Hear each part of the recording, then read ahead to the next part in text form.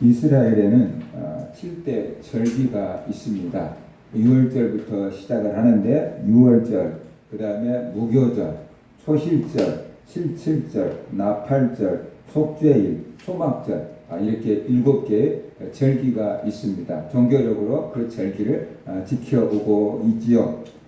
이스라엘 절기들은 단순히 과거의 사건들을 기념하는 그 차원을 뛰어넘어서 장차 오실 메시아가 어떤 일을 할 것인지 예수님의 구속적인 사역을 담고 있는 예언이다라고 볼 수가 있습니다. 특별히 7개의 절기 가운데에서 앞에 있는 4개의 절기, 6월절, 무교절, 초실절, 칠칠절 이런 것들은 예수님의 초림과 관련되어 있는 예언이다라고 볼 수 있고, 뒤에 있는 3개의 절기, 나팔절, 속죄일, 장막절 이런 것들은 예수님의 재림 이후의 사건과 관련되어 있는 것이다 라고 성경을 우리가 해석을 하고 있습니다. 그래서 이스라엘 절기는 단순히 과거의 사건을 기념하는 게 아니고 과거의 사건을 기념할 뿐만 아니라 앞으로 오실 그 메시아 그리스도의 사역을 표현해주고 담아주고 있는 것이기 때문에 우리가 그런 내용들을 다 같이 좀 보았으면 좋겠습니다. 간략하게 7개의 절기를 살펴보려고 하는데 6월절은 유대의 달력으로 1월 14일 날 시작되는 것인데, 이스라엘 백성들이 애굽의 노예 생활에서 해방된 날 어린 양의 피를 문설기에 바름으로 장자의 죽음이 피해갔잖아요. 그것을 기념하는 것이 6월절이다 라고 말할 수 있습니다. 그래서 이것은 예수님이 6월절 양으로 오셔서 우리를 대속한 십자가를 예표해 주고 있는 것이죠. 예수님께서 6월절 양 잡는 날 십자가에 못 박혀서 돌아가셨거든요. 세례 요한은 예수님을 가리켜서 보라 세상 죄를 지고 가는 하나님의 어린 양이로다 라고 했는데, 이 6월절 양을 생각하면서 그렇게 외친 겁니다. 그래서 6월절은 애굽에서 양의 피를 바르고 장자가 죽지 않고 살아서 나온 것을 기념하는 건데, 그 양의 피, 어린 양의 피, 그것이 장차 십자가에서 피 흘려 주실 예수님의 사건을 그 6월절 속에 담아 놓은 거다라는 것을 우리가 알 수가 있습니다. 그 다음에 이제 무교절이 시작되는데 6월절 다음 날부터 시작해서 1월 15일까지 7일간 지켜지는 절기가 무교절이에요. 이스라엘 백성들이 애굽에서 나올 때 너무 급하게 나오므로 이 누룩을 넣지 않은 밀가루 속에다가 누룩을 넣어가지고 부풀려가지고 다음날 그것을 떡을 만들어 먹어야 되는데 너무 급하게 나오므로 누룩도 넣지 못하고 그냥 들고 나와서 딱딱한 떡을 먹었는데, 그것을 기념하는 것이 무교절이에요. 이렇게 쉽게 말하면 무교절은 7일 동안 이 사람들이 누룩 넣지 않는 떡을 먹을, 그러니까 맛있는 게 아니고 딱딱한 비스킷 같은 딱딱한 비스킷 같은 것을 먹으면서 그 옛날 일들을 기억을 하는 것이에요.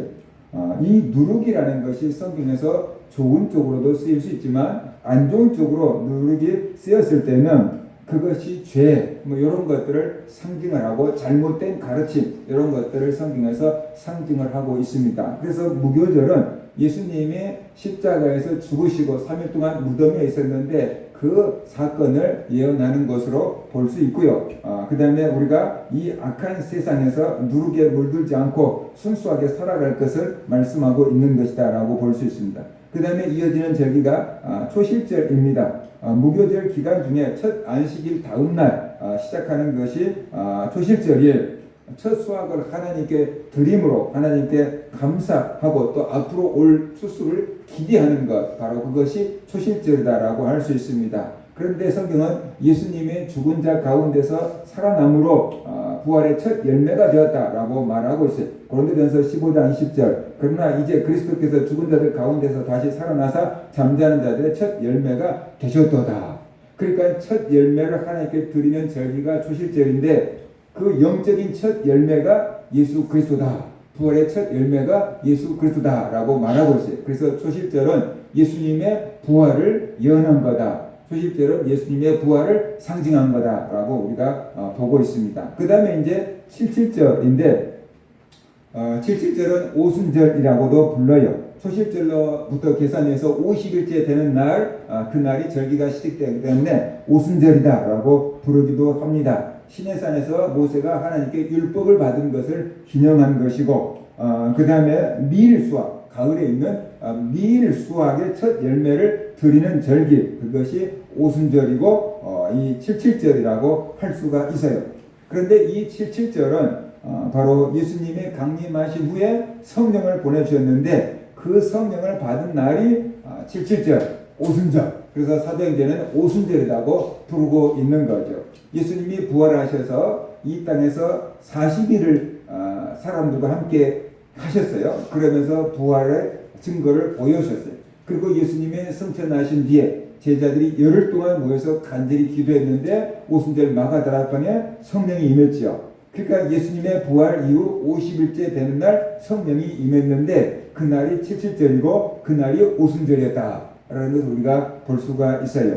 모세 때부터 수천 년 전부터 지켜왔던 이스라엘의 절기입니다. 그런데 그 이스라엘 절기가 예수님이 오시는 것과 죽으신 것과 부활하실 것과 다시 오실 것들을 이렇게 딱딱 날짜까지 맞춰가고 있는 것을 볼 때 이게 하나님의 철저한 계획 속에 주어진 절기구나, 그냥 우연히 준 절기가 아니구나 라는 것을 우리가 알 수가 있어요. 사람도 어떤 계획을 세우고 그 계획에 맞게끔 일을 추진하지만 하나님은 더 하신다. 하나님은 철저한 계획과 예정 속에서 어떤 일을 진행하고 계신다라는 것을 우리가 볼 수가 있어요. 그래서 세상의 역사가 하나님의 계획표 가운데 진행되고 있다. 우리는 이해할 수 없지만 하나님의 계획표 가운데 진행되고 있다는 것을 우리가 믿어야 될 줄로 믿습니다. 그 다음에 이제 가을절기라고 할 수 있는 재림과 관련되어 있는 절기가 3개가 남아있는데 나팔절이에요. 유대력으로 7월 1일 날이 시작되는 나팔절인데 새해를 시작하면서 나팔을 불어서 이스라엘 백성들을 전체를 모으는 그런 나팔절입니다. 그리고 다가올 속죄일을 준비하게 하는 게 나팔절입니다. 그런데 이것은 예수님의 재림과 관련된 절기라고 다 이해를 하지요. 예수님이 재림하실 때 어떻게 된다 그랬어요? 천사들의 나팔 소리로 주님이 강림하시고 죽은 자들이 살아나고 성도들이 공중으로 올라갈 거다라고 얘기를 하고 있잖아요. 그래서 나팔절 예수님의 재림과 관련된 절기다라고 우리는 이해를 하고 있습니다. 그 다음에 속죄일입니다. 유대력으로 7월 1일인데 이스라엘 백성들의 1년 동안 지은 모든 죄를 대제사장에 지고 가서 하나님께 용서받고 나오는 대속죄일입니다. 이것은 예수님께서 자기 몸을 제물로 드리고 완전한 제사를 이루어서 우리의 영원한 속죄를 이루셨다라고 히브리서에서 말씀을 하고 있습니다. 이제 예수 그리스도가 재림함으로 말미암아서 그 예수님께서 속죄해 놓은 것이 이제 실현되어서 우리가 영원한 죄를 속죄받고 주님 나라에 들어갈 것을 예표한 거다라고 볼 수 있습니다. 마지막 절기가 초막절인데 초막절을 장막절, 수장절 이렇게 다른 이름으로 부르기도 합니다. 유대력으로 7월 15일인데 7일 동안 지키는 것입니다. 이스라엘 백성들이 광야에서 나와서 초막을 짓고 살았잖아요. 근데 그 광야 생활을 체험하는 것입니다. 그래서 멀쩡한 자기 집 놔두고 자기 집 마당에서 텐트 초막 쳐놓고 거기서 일주일 동안 광야 생활 체험기 하는 명절이 바로 초막절입니다. 예수님의 천년 왕국 통치와 성도들이 주님과 함께 영원히 거할 것을 이렇게 상징적으로 표현하고 있습니다. 하나님의 장막이 성도들과 함께 한다라고 성경은 말씀하고 있잖아요. 그래서 하나님과 성도들이 이제 함께 이렇게 기거하고 살 수 있는 그런 천국을 성경은 말씀을 하고 있습니다. 이것은 영원한 천국에 들어가는 그 모형이라고도 우리가 이해할 수가 있겠지요. 이렇게 보면 이스라엘 백성들에게 주어진 7개의 절기가 있는데 그 7개의 절기가 과거의 이스라엘 역사적인 사건을 기념할 뿐만 아니라 앞으로 오실 이스라엘 백성들 입장에서는 앞으로 오실 메시아가 구속사역, 인류를 구원하기 위해서 어떤 일을 하실 것인지를 이게 타임라인처럼 딱 시간표에 맞게끔 짜놓고 계신 거다. 그런데 이제 우리는 신약시대를 살기 때문에 예수님께서 이루어 놓으신 그것들을 다 아니까 이렇게 보니까 절기 속에 예수님이 오실 것이 이렇게 예언되어 있네 라고 우리는 알 수 있지만 아마 구약에 있는 이스라엘 백성들은 그것까지는 알지 못했을 것 같아요. 그냥 과거에 이런 일이 있었지, 그것을 기념하고 하나님께 감사하라고 이런 절기를 주신 거야. 아마 이렇게 자녀들을 가르치고 또 이스라엘 백성들은 그렇게 알고 지켜왔을 거다라는 것이. 근데 그 속에 주님은 예수님이 오셔서 어떤 일을 하실 것인지를 다 이렇게 예언처럼 넣어 놓으셨다. 그런 것을 우리가 알아야 됩니다. 오늘은 맥주 감사절입니다. 보리를 추수해서 하나님께 감사드린 절기가 맥주 감사절입니다. 성경에 나온 초실절, 반드시 초실절과 일치하지는 않지만 초실절이 맥주 보리를 추수해서 하나님께 감사드리는 절기거든요. 그러니까 성경에 나온 초실절과 가장 흡사한 거다라고 볼 수가 있어요. 그래서 7개의 절기 가운데서 초실절에 대해서 좀 살펴보려고 합니다. 우리가 읽었던 레위기 23장 9절부터 14절에서 초실절을 어떻게 지킬 것인지를 말해주고 있어요. 우리가 10절을 보세요. 언제 초실절을 지켜야 하는지 말씀해주고 있습니다. 너희는 내가 너에게 주는 땅에 들어가서 너희의 곡식을 거둘 때에 초실절을 지키라라고 말하고 있어요. 우리는 이 말씀을 지금 모세가 이스라엘 백성들에 향해서 하고 있는데 어디서 하고 있냐? 광야에서 하고 있는 거죠. 가나안 땅에 들어가기 전 광야에서 초실절을 지킬 것을 명령하고 앞으로 이렇게 지켜라 라고 지금 가르쳐주고 있는 거거든요. 그러니까 너희는 지금 광야에 있지만 머지않아서 꼭 가나안 땅에 들어가게 될 거다라고 지금 말하고 있어요. 지금 이스라엘 백성들은 지금까지 어디서 살아왔습니까? 애굽에서 살아왔거든요. 종살이 하면서 살아왔어요. 바로 왕의 학대를 받으면서 살아왔어요. 아들을 낳아도 키우지 못하고 나일강에 던져야 되는 그 말도 안 되는 학대를 받으며 살아왔고 날마다 강제 노역에 동원돼서 바로를 위해서 국고성 기둥을 쌓는 국고성을 쌓는 그런 노역에 동원됐어요. 애굽에서 나온 다음에는 광야에서 살았어요. 40년 동안 광야를 헤매고 다녔어요. 자기 땅이 없어요. 농사 지을 것도 없어요. 그런 광야를 헤매고 다니면서 살았어요. 이제 하나님이 약속하신 땅에 가나안 땅에 들어갈 거다라고 모세가 말하고 있어요. 40년 동안 너네들이 광야를 헤맸는데 이제 드디어 광야 생활을 끝나고 가나안 땅에 들어가게 될 거다라고 말하고 있어요. 더 이상 학대할 자도 없다. 더 이상 광야에서 헤맬 일도 없다. 그리고 가나안 땅에 들어가서 너희의 땅을 분배받게 될 것이다. 지금까지는 너희 땅 한 평도 없이 평생 광야를 헤매고 돌아다녔는데 이제 가나안 땅에 들어가면 너희의 땅을 분배받게 될 것이다. 그리고 너희의 땅에서 너희가 농사를 짓게 될 거다. 그 얘기를 하고 있는 거예요. 광야에서는 농사를 지을 수가 없고 오늘 이따가 내일 가자면 가야 되고 그러니까 농사를 지을 수 없는데 너희 땅을 분배받고 너희 집을 짓고 이제 너희 땅에서 농사를 짓게 될 것이다. 그리고 농사를 지어서 첫 수확을 거두게 되거든. 보리 추수 첫 수확을 거두게 되거든. 그때 하나님께 이 제사를 드려라 라고 지금 말씀을 하고 있는 거죠.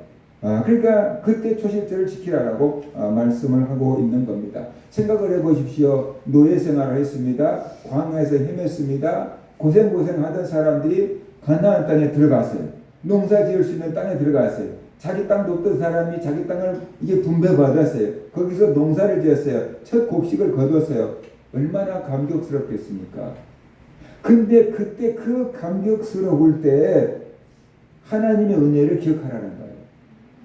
애굽에서 종살이하던 우리가 해방된 것이 하나님의 은혜고 광야를 헤매던 우리가 가나안 땅에 정복한 것도 하나님의 은혜고 아무 땅도 없던 우리가 땅을 기업으로 받아서 내 땅에서 내가 농사 짓는 것도 하나님의 은혜고 하나님이 햇빛과 빛을 내려주셔서 농사에서 첫 곡식을 거두게 됐으니 그게 얼마나 큰 은혜냐라는 거죠. 그래서 하나님의 은혜를 기억하고 하나님께 감사하는 제사를 드리는데 그것이 바로 초실절 제사다라는 것을 우리가 알아야 돼요. 그래서 이 초실절 제사를 드릴 때 하나님의 은혜를 기억하고 하나님께 감사하는 그런 마음으로 제사를 드려야 되는 것입니다. 어떻게 이제 초실절을 지킬까요? 초실절을 드리는 이 제사 모양이 나옵니다. 첫 번째로 첫 이삭 한 단을 드리라 라고 말하고 있습니다. 10절을 보면은 너희의 곡물의 첫 이삭 한 단을 제사장에게로 가져갈 것이요 라고 말하고 있습니다. 첫 곡물의 첫 이삭 한 단을 제사장에게 가져가라고 했어요. 이때는 보리를 추수하는 때입니다. 그러니까 보리 한 단을 하나님 앞에 가져가는데 제일 좋은 보리 한 단을 묶어서 제사장에게로 가져가는 것입니다. 첫 단. 성경에서는 첫째 것을 굉장히 중요한 의미를 가지고 있습니다. 그래서 첫 번째 것은 하나님 거다라는 것이. 이스라엘의 첫 아들은 하나님 거다 그랬어요. 왜냐하면 애굽에 있는 첫째 장자들은 다 죽었잖아요. 근데 이스라엘의 첫째 아들들은 죽었어요? 안 죽었어요? 안 죽었어요. 하나님이 다 보호하고 살려놓은 거예요. 그래서 이스라엘 첫째 아들은 장자는 다 하나님 거다. 그렇게 얘기했어요. 그래서 이스라엘 장자 첫째 아들들을 전부 집집마다 하나님께 다 드려야 되는데, 하나님의 종으로 드려야 되는데, 그 번거로움을 피하기 위해서 레위 지파를 첫째 아들로 삼아서 내가 받을 거다라고 한 거예요. 하나님이. 그래서 레위 지파를 뽑아서 첫째 아들처럼 뽑아서 하나님의 제단을 섬기는 사람들로 삼았고, 그 레위 지파가 먹고 살 수 있는 것은 이스라엘 백성들이 각자 자기 아들을, 큰 아들을 돌보듯이 돌보게끔 해서 레위 지파의 양식거리를 삼을 수 있게끔 하신 거다라는 것을 우리는 성경을 통해서 볼 수가 있어요. 그래서 첫째 것은 하나님의 것이다라는 것이고, 첫째 것은 대표성이 있어요. 아담은 모든 인류의 대표예요. 모든 인류를 죄 가운데 빠뜨리는 대표. 예수님은 예수 믿는 성도들에게 모든 생명을 주는 생명의 그 제2 아담의 대표. 성경은 그렇게 대표성의 원리를 가지고 있거든요. 그러니까는 첫째 것을 하나님께 드렸다는 것은 내가 가진 모든 것을 하나님께 드립니다라는 그런 의미가 되는 거예요. 첫 것은 모든 것의 대표예요. 그래서 첫 번째가 잘못해버리니까 모든 인류가 다 죄에 빠져버린 거예요. 근데 예수님이 오셔서 둘째 아담으로 오셔서 예수님께서 죄를 구속해 놓으니까 그분을 믿는 사람들은 죄에서 용서받게 되는 거예요. 그래서 대표성의 원리를 성경은 말씀을 하고 있어요. 그래서 바로 첫 번째 것은 하나님의 것이다. 첫 번째 것은 대표성의 원리가 있다. 그래서 첫 것을 하나님께 드린다는 것은, 첫 단을 한 단을 하나님께 드렸다는 것은 농사 짓는 모든 것을 다 하나님께 드렸다는 의미로 하나님은 받아들이신다는 거예요. 너희 것을 내가 다 받았다. 그러니까 이 한 단 받고 나머지 너희 모든 이렇게 수확물들을 내가 다 책임져 줄게. 안전하게 보호해 줄게. 이런 의미를 담고 있다. 그래서 우리는 하루에 첫 시간을 드리자. 그래가지고 새벽 예배를 드리고, 일주일에 첫 시간을 드리자. 그래가지고 주일을 지키는 거고, 한 달에 첫날을 드리자. 그래서 우리 교회는 안 하지만 월상 예배를 드리는 교회들 있죠. 그렇죠? 1년에 첫 것을 드리자. 그래서 우리가 송구영신 예배를 드리고, 수입에 첫 것을 드리자. 그래서 11조를 드리고, 그런 거예요. 첫 것을 드리겠다라는 그런 의미, 그런 마음인 거다. 그런 것을 우리가 알아야 돼요. 그래서 첫 것은 하나님의 것이니까 하나님께 드리고, 왜냐하면 하나님의 은혜로 우리가 모든 것을 얻어서 누리며 살거든요. 그래서 첫 것은 하나님의 것이니까 하나님께 드린다는 것이고, 첫 것을 드렸다는 것은 모든 것을 드렸습니다라는 의미가 되기 때문에 하나님의 것이 됐어요. 내가 드린 것만 하나님께 하시고, 하나님 것이 아니고, 내가 주님께 드린 것만 하나님 것이 아니고, 첫 것을 드렸으면 하나님께 드리고 나머지가 나한테 있잖아요. 그 나머지 것도 다 하나님께 드림이 된 거예요. 믿음상 원리로는.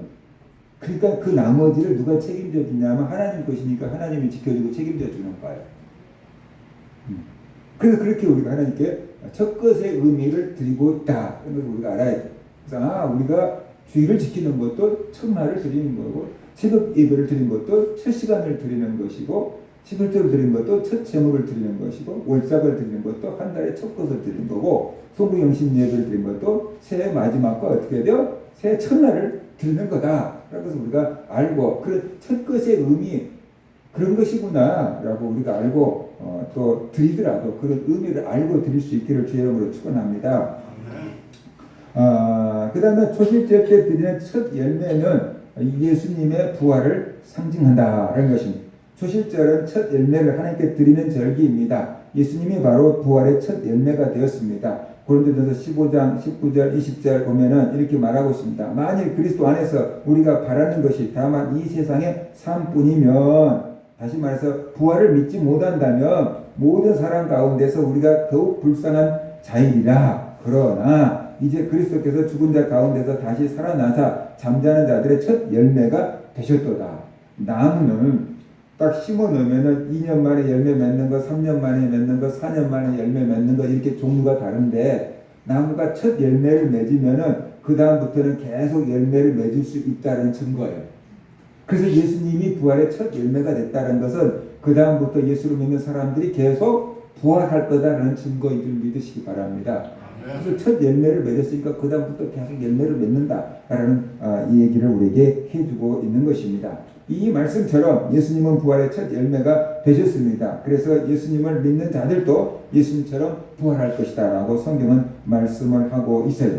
이런 점에서 초실절은 예수님의 부활을 가리킨다라고 볼 수 있어요. 또 첫 이삭 한 단을 드리는 날짜가 맞아요. 첫 이삭 한 단을 드리는데 그 날짜가 언제냐 그러면 11절 보세요. 안식일 이튿날 이렇게 말하고 있어요. 근데 다른 성경을 보면은 안식 후 첫날 이렇게 말하고 있어요. 그러니까 안식일 이튿날 그 소리는 뭐냐면 안식일부터 쉬어가지고 하루 그 다음에 다음날 이튿날 이렇게 되는 거고 안식 후 첫날 그 말은 뭐냐면 안식일 빼고 그 다음 첫날 하루 이렇게 쉬니까 어떻게든 말 표현이 다를 뿐이지 똑같은 말을 하고 있어요. 그러면 안식 후 첫날은 무슨 날입니까? 주일이에요. 안식 후 첫날 주일. 안식 후 첫날이 왜 주일이냐? 안식 후 첫날에 예수님이 죽음을 이기고 살아나셨어요. 안식 후 첫날 예수님이 죽음을 이기고 살아나셨어요. 그래서 초대교회 사도들이 안식 후 첫날 예수님의 부활을 기념하면서 모여서 예배를 드렸는데 그것을 계시록에서 주의 날에 사도 요한이 계시를 받은 것이 계시록이에요. 주의 날에.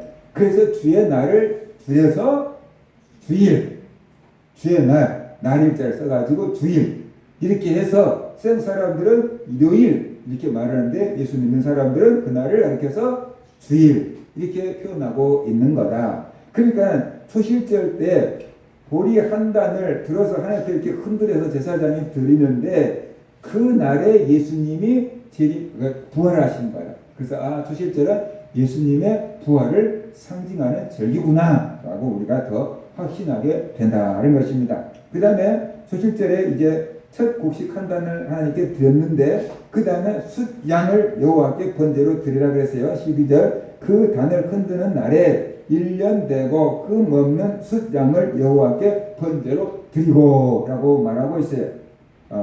그러니까 1년 되고 흠 없는 숫양을 하나님께 번제로 드리는데 이 숫양은 재물을 가르쳐주고 있는 거예요. 흠이 없는 재물이어야 된다는 거죠. 흠이 없다라는 것은 쉽게 말하면 피부병도 없어야 돼요. 눈곱도 안 끼워야 되고 발도 안 절어야 되고 아무튼 병이 없는 양인데 1년 된 흠 없는 숫양을 드리라고 했어요. 그것은 재물이 이렇게 깨끗해야 된다라는 얘기를 죄가 없어야 된다는 얘기를 하고 있는 거고 그 다음에 번제는 불로 태워드리는 제사를 번제라고 그래요.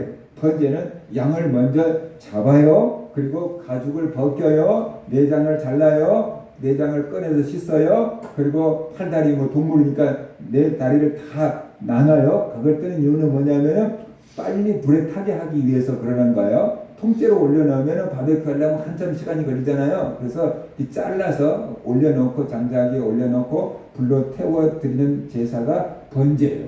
이렇게 숫양 한 마리를 번제로 드리라라고 말하고 있어요. 그런데 흠없는 어린 양은 예수님을 상징합니다. 예수님은 죄가 없으신 분이다. 죄를 알지도 못한 분이다. 라고 성경은 말씀을 하고 있습니다. 세례 요한은 예수님을 바라보고 보라 세상 죄를 지고 가는 하나님의 어린 양이로다. 라고 이렇게 말하고 있어요. 그러니까 이 양은 바로 예수님을 상징하고 있다는 것을 우리가 알아야 됩니다. 6월절 양이신 예수님께서 우리의 짐을 지고 죽으셨다라고 성경은 말씀을 하고 있습니다. 그 다음에 또 드리는 것이 곡식이에요.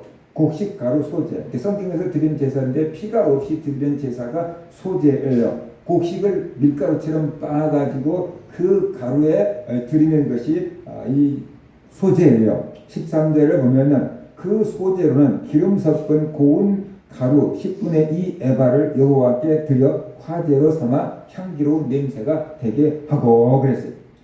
소제는 이게 곡식 가루인데 이 곡식 가루를 갈아가지고 거기에다가 기름을 섞어가지고 그것을 불로 태워드리는 제사가 소제다라고 볼 수가 있어요. 그것이 하나님 앞에 향기로운 냄새다라고 성경은 말씀을 하고 있습니다. 이 소제가 되려 그러면은 곡식이 가루로 어떻게 돼요? 빻아져야 되잖아요. 그래서 아주 부드럽게 돼야 되잖아요. 예수님께서 한 알의 밀이 땅에 떨어져 죽지 않냐면 하나 그대로 있고 죽으면 많은 열매를 맺는다 그랬는데, 그 예수님이 말씀하신 한 알은 누굽니까?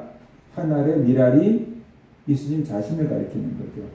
예수님이 죽어줘야지 많은 열매, 생명의 열매를 맺지, 예수님이 죽어주지 않으면 사람 하나 그대로 자기만 살지 딴 사람들은 못 산다. 그 말씀을 하고 계신 거잖아요.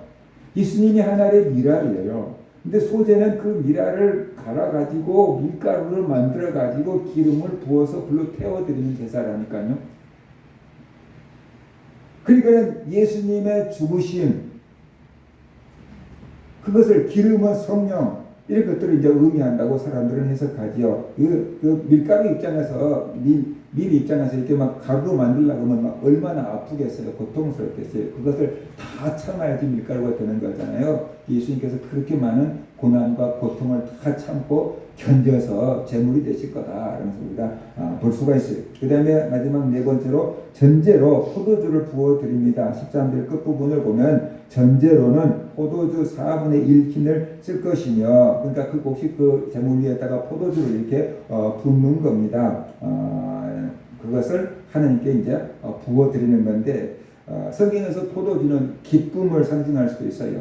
예수님께서 혼인잔치집에서 물로 포도주를 만들었잖아요. 그러니까 그 포도주는 기쁨, 축복, 풍요를 상징하기도 하는데, 신약 성경에서 예수님이 십자가 지신 이후에 포도주는 이제 예수님의 피를 상징한 거고, 예수님과 우리가 맺는 새 언약의 증거로 성경은 말씀을 합니다. 마태복음 26장 27절 28절 또 잔을 가지사 감사기도 하시고 그들에게 주시며 이르시되 너희가 다 이것을 마시라. 이것은 죄 사함을 얻게 하려고 많은 사람을 위하여 흘리는 바 나의 피 곧 언약의 피니라고 말씀하셨어요. 그래서 예수님이 십자가에서 피 흘려 죽으실 것을 이렇게 말씀하신 것입니다. 초실절에 드려지는 전제 포도주는 예수님의 십자가에서 피 흘리실 것을 이렇게 상징적으로 보여주고 있다라고 볼 수가 있어요.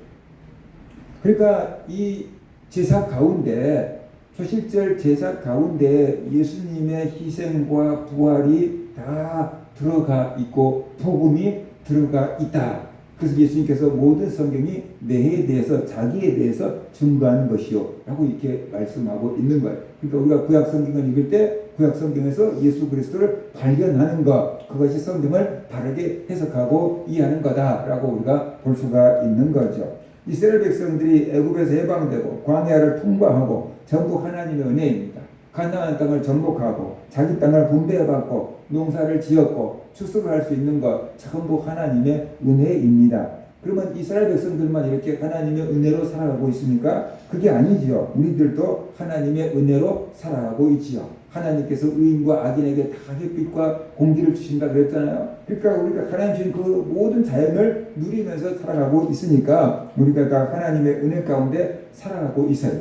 이것이 하나님의 은혜다라는 것을 깨달은 사람이 있고, 이것을 하나님의 은혜라는 것을 깨닫지 못한 사람이 있을 뿐이에요. 우리 예수 믿는 성도들은 하루하루 살아가는 것이 하나님의 은혜다라는 것을 깨닫고 감사하기를 주의 이름으로 축원합니다. 지금 여러분의 삶이 힘들고 어려운 삶일 수 있어요.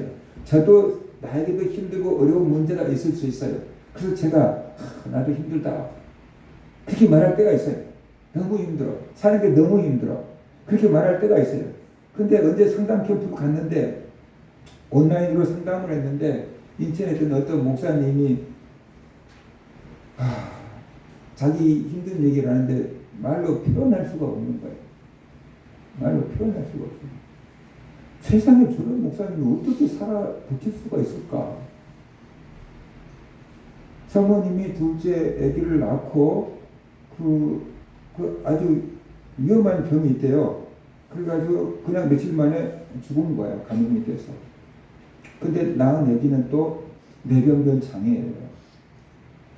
사모님이 죽고 손자가 뇌병변이 태어난 것을 알고 할머니는 뇌경색이 와서 쓰러져 버렸고, 할아버지는 이제 치매가 와버린 거예요. 추기로 받아가지고. 그러니까 와이프 장례 치르고 뇌병변 아이 기르면서 치매 아버지 병원 모시고 다니면서 뇌경색 쓰러진 어머니 돌보면서 자기가 식사하면 집준비 집안일 다 하고 교회 일 다 하고 그렇게 살고 있더라고요.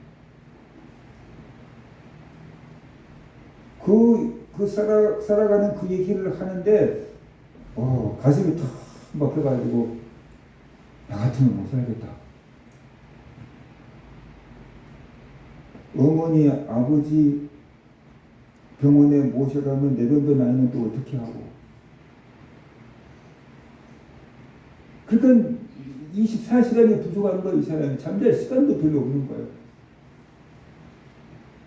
한 사람 놔두고 병원 갔다면 한 사람 집 나가버리고 또 찾아오면 또 애기가 굶고 있고 이렇게 가니까 어떻게 사는지 모르겠다고 그렇게 얘기를 하더라고요. 그 목사님 얘기를 딱 듣는 순간 무슨 생각이 드냐면 내가 힘든 것도 아니네. 저런 사람 앞에서 내가 힘들다고 말할 수가 없겠네. 그런 생각이 들더라고요. 누구나 자기에게 십자가가 있습니다. 누구나 내가 감당하기 힘든 무거운 짐이 있습니다. 난 아파서 힘들어 죽겠고, 나는 돈이 없어서 힘들어 죽겠고, 나는 공부 때문에 스트레스 받아 죽겠고, 나는 남편이 막 바람 피우고 속 썩여서 막 죽겠고, 여러 가지 문제들이 있어요. 세상에 나같이 힘든 사람이 어디 있어? 내가 제일 힘들어. 라고 생각할 수 있는데, 딱 그런 사람들 만나고 터놓고 얘기를 해보면요, 나보다 말도 못하기 힘든 사람들이 너무 많은 거예요. 그런 사람들이 딱 만나고 나면은, 내 십자가는 십자가도 아니네. 내 짐은 짐도 아니구만. 이거 무겁다고 말도 꺼낼 수 없는 문제네. 그러면서 갑자기 내 짐이 너무 작아져 버린 거 있죠. 내 짐이. 이것만 하는 게 감사하다. 나한테 이런 점만, 요것만 나 힘든 거 참 감사하다. 생각 그냥 저절로 들어버려요. 그래서 상담 안 해줘도 그냥 풀려버려요. 그래서 집단 상담 한 10명씩 모아놓고, 많게는 20명씩 모아놓고 이렇게 상담을 하는데, 그 속에 가서 보면은, 다른 사람들이 얘기하는 거 다 듣고 있잖아요. 그러면 나는 나 문제가 뭐 너무 힘들어하고 막 이 문제 꺼내서 얘기하려고 갔는데, 다른 사람들이 얘기 듣고 나면 이건 문제도 아니네? 그런 식으로 생각이 드니까 이 문제가 갑자기 작아지니까 아무것도 아닌 것처럼 이겨낼 수 있는 힘이 생겨버려요. 하나님께 그냥 감사가 돼요. 처음에는 내가 왜 이렇게 힘들어요? 하고 하나님께 원망하고 갔는데 나중에는 아이고야 이것만 있는 게 감사하다. 감사하는 마음으로 바뀌어버린다라는 것이에요. 그래서 우리가 전부 하나님의 은혜 가운데 살고 있어요. 지금 고통 가운데 살고 있어서 하나님의 은혜가 있으면 내가 왜 이렇게 힘들어야 돼? 라고 말하는 사람들도 있지만 가서 보면은 그보다 더 힘든 사람도 있다는 거죠. 우리 성경 집사님이 암으로 수술을 받고 그것도 다 안 돼서 지금 항암 치료를 받고 있잖아요. 그런데 병원에 가서 보면은 다른 암 환자들이 성경 집사님을 환자로 안 본대요.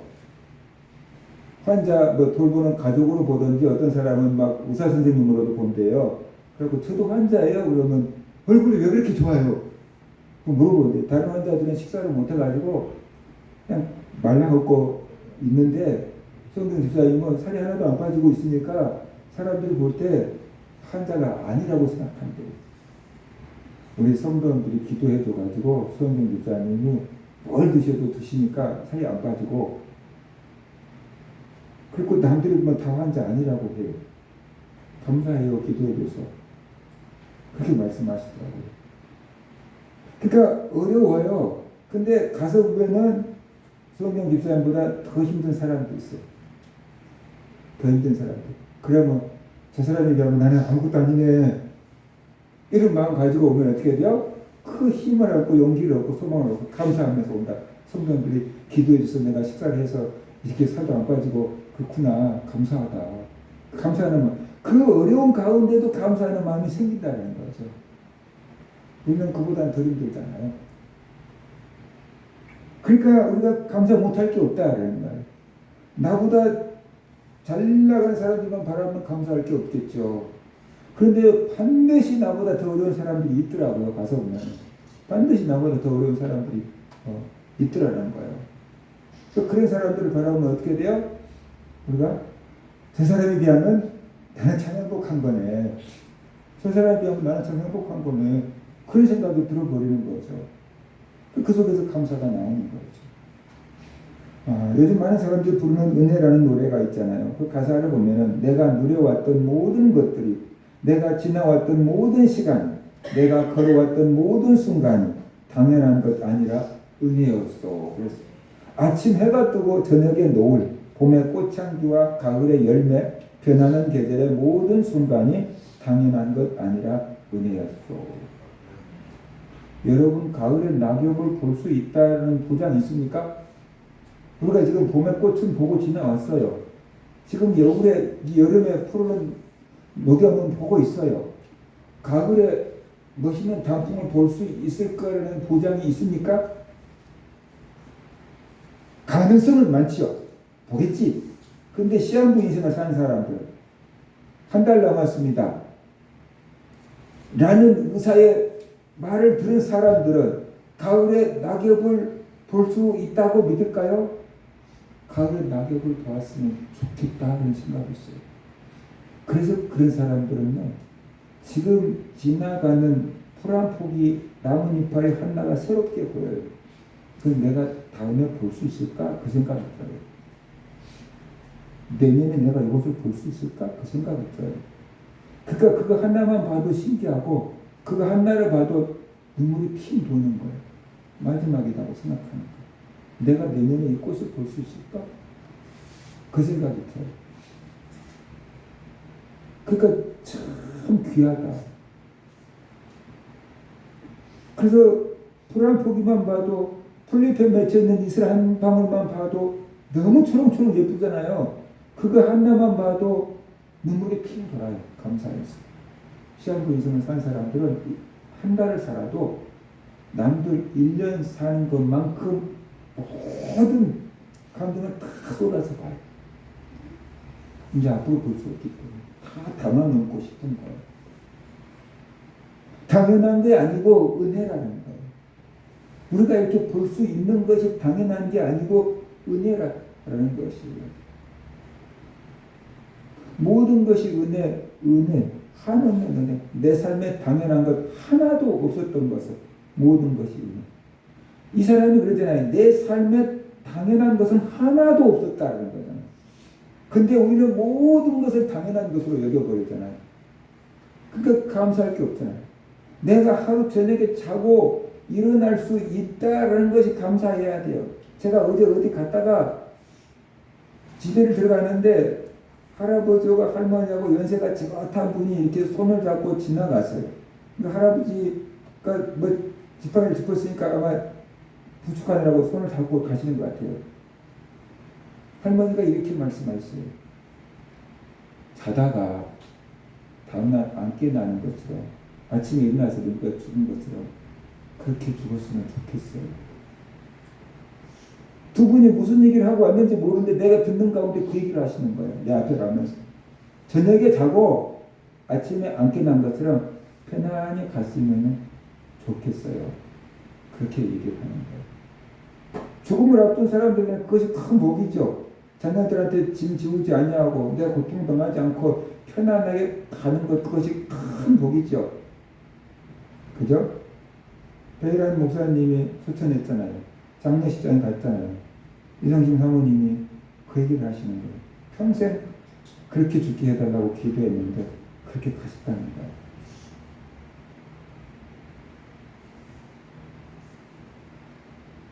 저녁에 자고 아침에 일어날 수 있는 것도 은혜예요. 당연한 게 아니에요. 근데 우리는 그것을 당연하다고만 여기는 거예요. 그래서 감사할 수가 없고 감격이 없는 거예요. 그래서 이게 당연한 게 아니고 하나님의 은혜다라는 것을 깨닫고 늘 감사하며 살아갈 수 있기를 바랍니다. 우리가 누리고 있는 게 당연하다고 생각했던 게 어떤 게 딱 막혀버릴 때가 있어요. 그러면 어떻게 돼요? 엄청 불편해요. 이게 당연한 게 아니구나. 엄청 불편하다는 것이. 뭐 하나라도 당연한 게 아니에요. 예를 들어서 눈에 티라도 하나 들어가 봐요. 그러면 얼마나 불편해요. 그죠? 그거 떼기 전까지는 얼마나 불편하냐 그 말이에요. 아무것도 아닌 티 하나가 들어갔는데 우리는 그렇게 불편한 거예요. 근데 그런 게 안 들어가게끔 하나님께서 속눈썹, 밑눈썹 다 만들어놨잖아요. 당연한 게 아니잖아요. 얼마나 감사한 거냐고 말이죠. 그죠? 그래서 우리가 이 당연한 게 아니구나. 하나님께 감사해야 될 거구나. 그렇게 하나님께 감사할 수 있기를 바랍니다. 그 다음에 이 7대 절기가 하나님께서 땅을 주시고 농사 짓게 하시고 열매 맺게 하신 것을 감사하는 절기지만 그 다음에 예수님의 복음을 내놨다 그랬잖아요. 오늘 우리가 하는 초실절이 예수님의 재림, 그 부활과 관련된 절기다라고 말씀했잖아요. 그렇기 때문에 우리는 이 속에서 예수님의 부활을 볼 수 있고 우리는 이제 부활을 봤으니까 믿으니까 그 부활을 감사하고 그 부활이 내 부활이 될 수 있도록 누리는 것이 필요하다라는 것이에요. 우리는 이 예수님의 부활이 곧 내 부활인 줄 알고 감사해야 돼요. 왜 그러냐 그러면 우리는 세례를 통해서 예수님과 함께 죽었고 예수님과 함께 살았다라고 성경은 말씀합니다. 골로새 2장 12절 너희가 세례로 그리스도와 함께 장사되고 또 죽은 자들 가운데서 그들을 일으키신 하나님의 역사를 믿음으로 말미암아 그 안에서 함께 일으키심을 받았느니라 그랬어요. 그러니까 우리가 원래 세례를 원래 침례교에서 말하는 침례는 침례탕에 데리고 가서 사람들을 목사님이 물에다가 푹 담궈놨다가 이렇게 나와서 세례를 주는 거거든요. 근데 우리는 약식 세례를 하니까 물을 찍어서 머리에다가 바르면서 성부와 성자와 성령 이름으로 세례를 주노라 그러잖아요. 원래 예수님이 세례 요한에게 요단강 세례를 받았을 때는 어떻게 돼요? 물속에다 다 담가 놓는 거예요. 그러니까 물속에다가 푹 머리까지 담가 놓으면서 하는 소리가 뭐냐면은 예수 안에서 나는 이미 옛사람이 죽었습니다 라는 것이. 예수 안에서 나 옛사람은 죽었습니다 하고 물속에 푹 잠기는 거고 그 다음에 물에서 나오면 이제 예수님과 함께 나는 다시 새 생명으로 살아났습니다 라는 것이. 예수님과 함께 나는 다시 새 생명으로 살아났습니다. 그래서 세례를 통해서 예수님과 내가 연합이 되는 거예요. 어떤 두 개의 판자를 본드로 딱 갖다 붙여버리면 하나로 딱 붙어버린 것처럼 세례를 통해서 영적으로 우리가 예수님과 딱 하나로 연합이 되어버렸어요. 그러니까 예수님이 죽었을 때 나도 죽었고 예수님이 살았을 때 나도 살았다 라고 지금 성경은 말씀을 하고 있는 거거든요. 그래서 예수님이 부활했다 그러면 어떻게 돼요? 나도 부활했다. 예수님의 부활이 곧 나의 부활이다. 그러니까 예수님의 부활을 축하하는 것은 예수님과 함께 내가 살았기 때문에 예수님의 부활을 축하하고 기뻐하고 감사할 수 있어야만 된다라는 것이. 초실절은 예수님의 부활을 상징한다. 그러니까 우리 신약의 성도들은 이제 예수님의 초실절을 통해서 예수님의 부활을 묵상하고 예수님의 부활이 단순히 예수님만의 부활이 아니고 내가 부활할 것이다. 나의 부활에 대한 보증이구나. 라는 것을 우리가 알아야 돼요. 예수님의 부활이 첫 열매다 그랬잖아요. 그 다음에 예수 안에 죽은 성도들도 다 주님께서 다시 살리실 거다고 성경은 말씀하고 있잖아요. 그러니까 예수 그리스도의 부활을 통해서 나도 부활할 거라는 보증을 얻게 된 거죠. 그러니까 우리 성도들은 지금 부활의 약속을 받은 상태인데 지금 몸이 부활했어요? 안 했어요? 안 한 거죠. 그래서 우리는 부활을 소망하며 사는 것입니다. 근데 누가 부활을 소망합니까? 아픈 사람들. 다시는 병들지 않고 썩지 않고 늙지 않는 그런 몸으로 우리가 부활하게 될 것을 소망하며 사는 거예요. 젊은 사람들은, 건강한 사람들은 별로 소망하지 않겠지만 병들어 봐요. 이렇게 건강하면 얼마나 좋을까. 다시는 죽지 않고 다시는 병들지 않고 다시는 장애가 없는 그런 몸으로 부활하게 될 것을 믿습니다.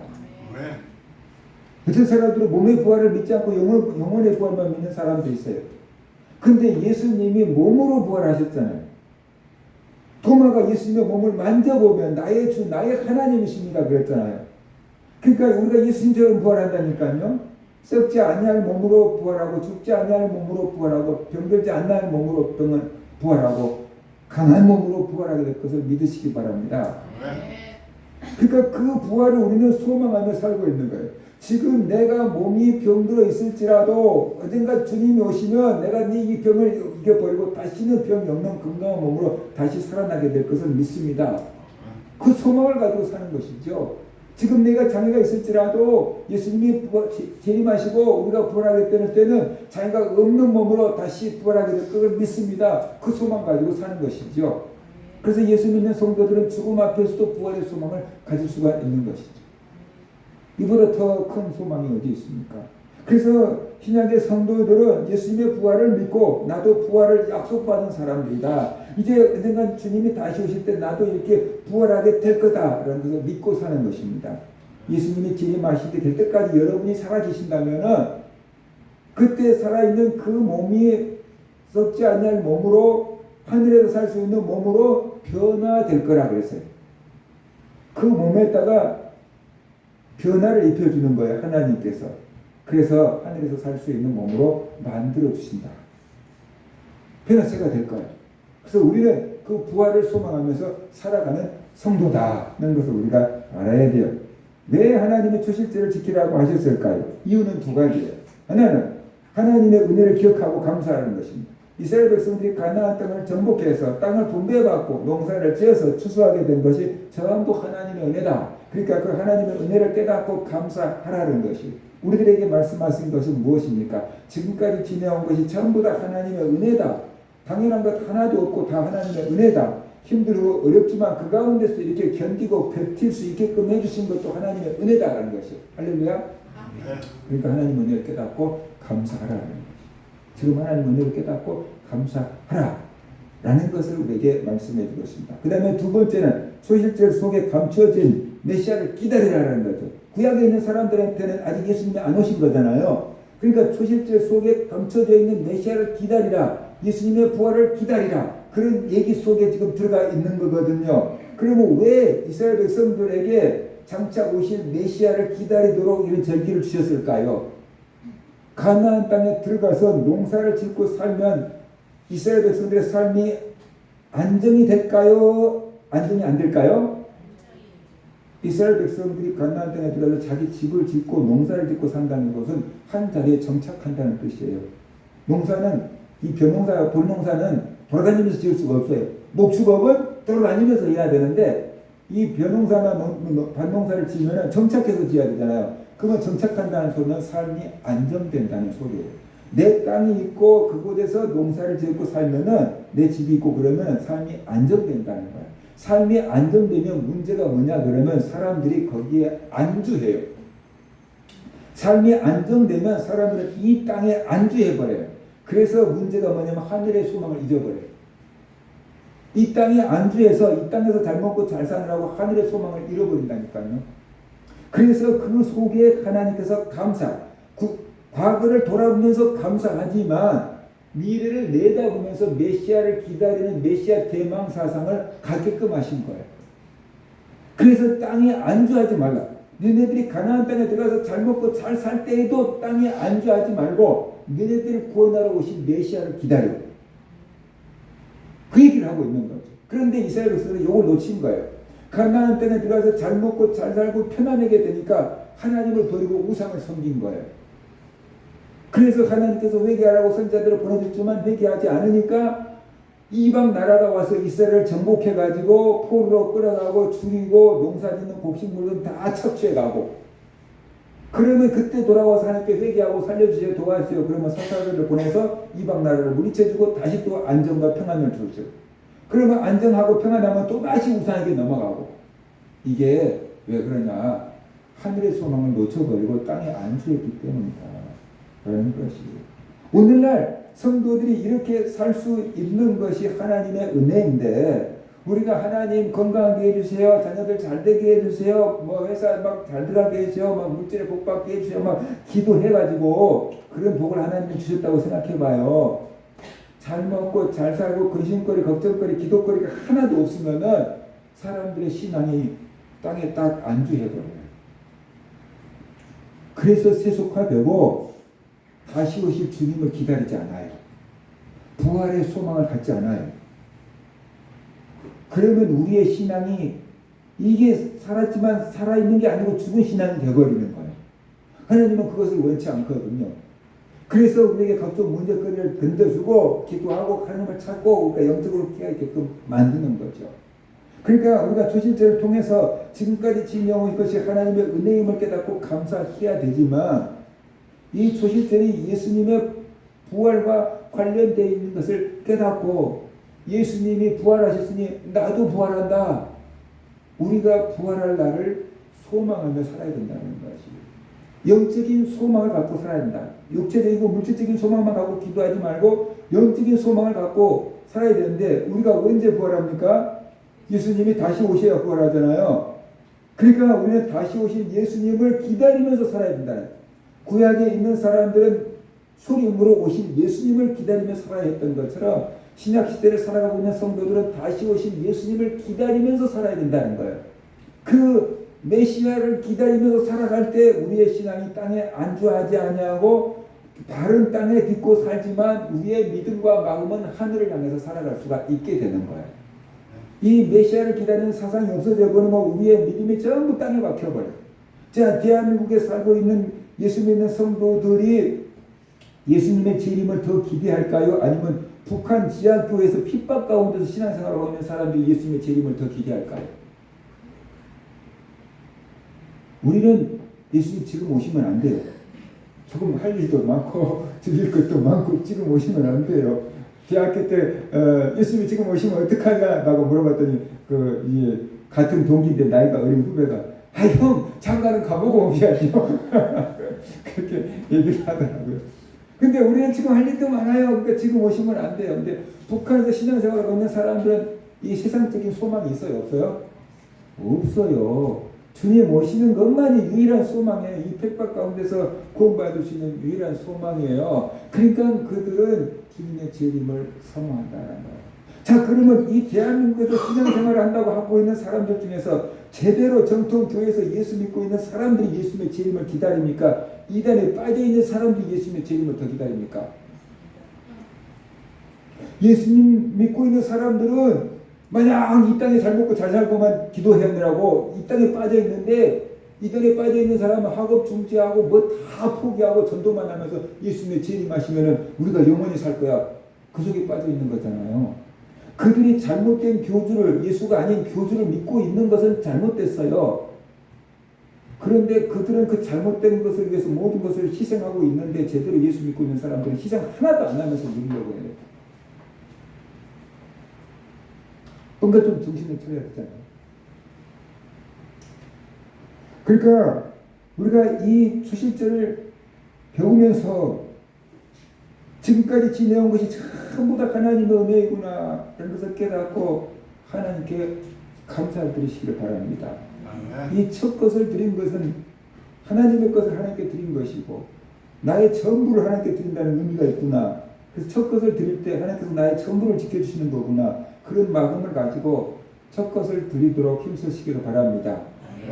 새벽 기도를 못하면 새벽에 일어나서 기도를 하든지 큐티를 하든지 첫 시간 하나님께 드려야지. 그런 마음이라도 가지고 살아갈 수 있기를 바랍니다. 그리고 우리가 이 땅에서 안주하지 않는 신앙이 되려면은 다시 오신 예수님을 기다리고 살아야 돼요. 우리가 부활할 날을 소망하면서 살아야 돼요. 이 땅이 아무리 좋아도 천국보다 못한 줄 믿으시기 바랍니다. 여러분이 강남에서 아무리 좋은 집에서 산다고 할지라도 천국보다 못하다는 것을 믿으시기 바랍니다. 어떤 분이 그런 얘기를 하더라고요. 한강뷰 좋아하지 마십시오. 한 달만 살면 지겹습니다. 한강 보이는 아파트에서 산다고 그렇게 난리를 치는데 한 달만 살면 지겹습니다. 더 보지 않습니다. 그렇게 얘기합니다.